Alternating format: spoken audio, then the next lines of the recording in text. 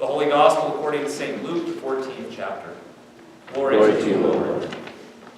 Now large crowds were traveling with Jesus, and he turned and said to them, "Whoever comes to me and does not hate father and mother, wife and children, brothers and sisters, yes, and even life itself, cannot be my disciple. Whoever does not carry the cross and follow me cannot be my disciple.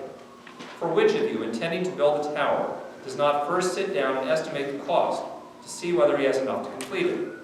Otherwise, when he has laid a foundation and is not able to finish, all who see it will begin to ridicule him, saying, 'This fellow began to build and was not able to finish.' Or what king, going out to wage war against another king, will not sit down first and consider whether he is able with 10,000 to oppose the one who comes against him with 20,000? If he cannot, then while the other is still far away, he sends a delegation and he asks for the terms of peace. So therefore, none of you can become my disciple if you do not give up all your possessions." The Gospel of the Lord. So this weekend we have reached the final official end of summer. Because no matter what the calendar says, for almost all of us, summer begins on Memorial Day weekend and it ends on Labor Day weekend. So sometimes when I reach Labor Day, I think, let's think back over the summer and all the things that have happened to when it all began on Memorial Day. And for most of us here at Prince of Peace, summer, therefore, begins with yard sale. It is the time of the Great Purge. All year long, we collect all of this junk and stuff in our houses and we hold it in some place in our garage or our basement or some other place where it gets even more in the way. But we wait for Memorial Day because on Memorial Day, we bring it to church, we put it in yard sale, and we finally get rid of all that stuff. For many of us, maybe we don't realize how fortunate we are to be in this position. It is a particularly first world problem to have so many possessions that you periodically have to go through your stuff and clean it out and get rid of stuff and purge it from the way that it's been getting in your way. It is somehow remarkably refreshing to be able to get rid of the junk and to kind of clean your life out as you get rid of some of these possessions. But above all, that ability to have to get rid of so many possessions means that it's really, really hard to really get the intended effect of the last line of today's gospel reading. Jesus says, "None of you can become my disciple unless you give up all your possessions." And when Jesus says that, most of us probably think back and go, I know how too many possessions get in my way. I know that stuff kind of clogs up my life, and maybe when I go home from church today, it's time to start cleaning out again and getting ready for next year's yard sale. That'll be a good idea. The thing is, Jesus in this gospel reading has not been talking about possessions in the sense of stuff in my house. Instead, when Jesus turns to the crowd and he starts to talk to them about giving stuff up, what he's doing is not talking to people who have said, "I can't follow you because I have too much money and I can't give up my money." That happens some places, but not here. He's not talking to people who can't follow him because they don't want to give up their land or their boat or other stuff in their house.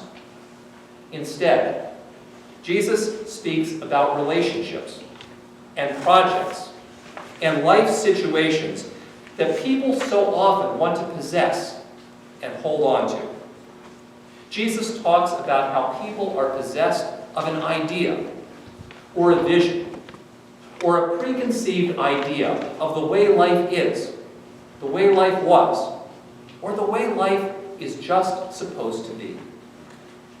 And then Jesus turns and he says to the crowds, "None of you can become my disciples if you do not say goodbye to those things." Because that's actually what the verb that's translated "give up" means. In every other place it's used in the New Testament, it's translated as to say goodbye. So for example, when Jesus feeds the 5,000, he sends the disciples away in the boat, he dismisses the crowds, and then he says goodbye to them and goes up on the mountain to pray. And that's important to remember because every other place that this verb is used, What people say goodbye to, or the people that are being said goodbye to, are not bad people. They're not bad situations. They're good things, and they're good people. So Jesus says goodbye to crowds that he clearly cares for. Paul says goodbye to his companions and people who are partners in the gospel with him. And people ask to be able to say goodbye to families that they love. It's important to realize that Jesus is not calling us to say goodbye to things which are bad or worn out, or stuff which is junk that we will never use again, which is like so many of the possessions that we put into the yard sale. Instead, Jesus is calling people into God's future, a future filled with promise, hope, and a new reality that just simply does not fully conform to the way things are, the way things were, or even the way things were supposed to be. You see, there are these large crowds that keep following Jesus, and clearly, many of them thought that this was kind of like a fun field trip. They were going to have a little spiritual experience with Jesus. They were going to follow along. They were going to watch some miracles. They were going to hear a few inspirational talks. They were going to have a really great time. And then they were going to go home and go back to business as usual. They didn't see that what Jesus was doing was about changing their lives right here and right now.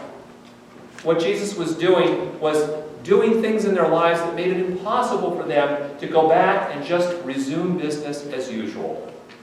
He was even challenging their notion that the future was going to be just the way they thought it would be, because even God was doing things in ways that didn't conform to their ideas about the way God was supposed to work.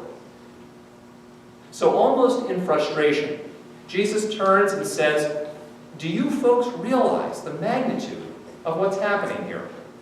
If you want to follow me and live into God's future, it means you have to say goodbye to the way things are right now." And there are these really harsh words about hating parents and children and family and all that. You think, what is this all about? But it is the case that by the time these words were written down, many people who decided they were going to follow Jesus ended up getting kicked out of their families. They were made not so welcome because they decided that, yes, indeed, Jesus was the Messiah, Jesus was God's Son. Somehow or other, they needed to follow Jesus. And that meant that their present reality, a reality which they liked, which was good, the reality of their family, was going to be gone. It was going to be different than the way it was. And I thought about that this week as I actually went down and had a conversation. I got to visit Pastor Christine and meet the baby. And so on the one hand, we're talking about the baby, and we're also talking about her experience of sending Carter off to college. And like many parents who have been dropping kids off in college, that used to be a nice private experience where you brought your kid to college, you said goodbye, you cried a little, and you left, and nobody saw you except the person in the car. But now it's all posted on Facebook everywhere. So I've been watching all these parents who drop their kids off, and I'm thinking, the reason this is so hard for so many people is not that they're saying goodbye to their child, because they're going to see their child again. What they're saying goodbye to is the present reality of their family. It's not going to be the way it is.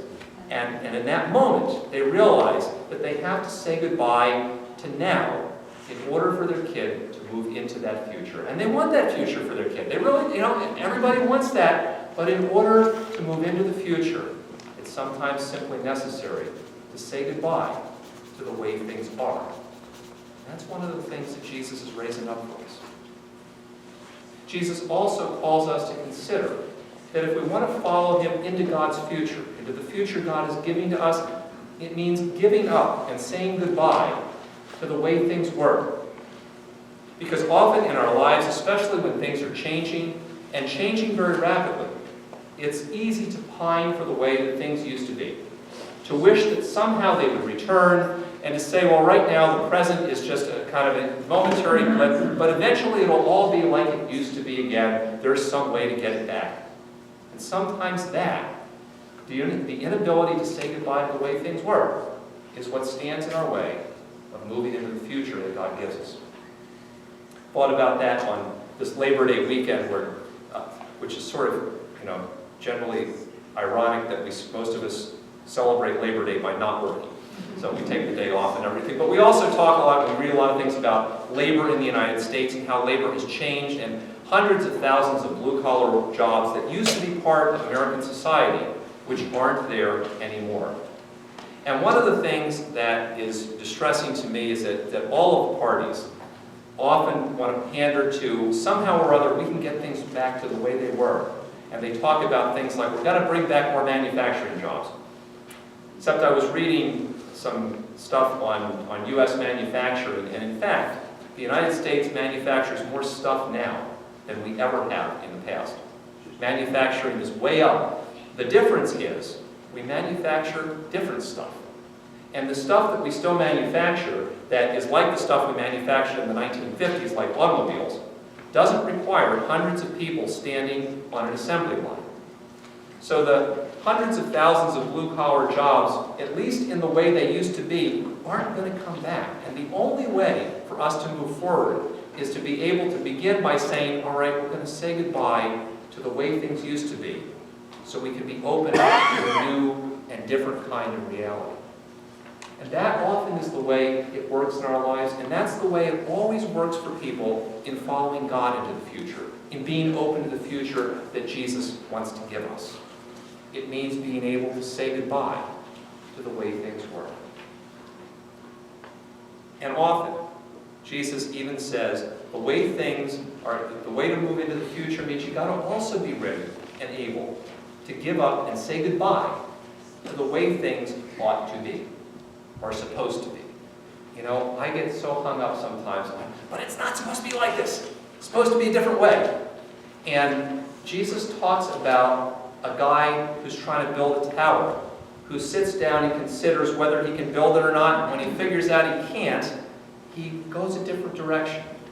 And a king who thinks he's going to go out to battle and he's going to win, but then he realizes, don't got enough to win, so he reconsiders and considers an alternative.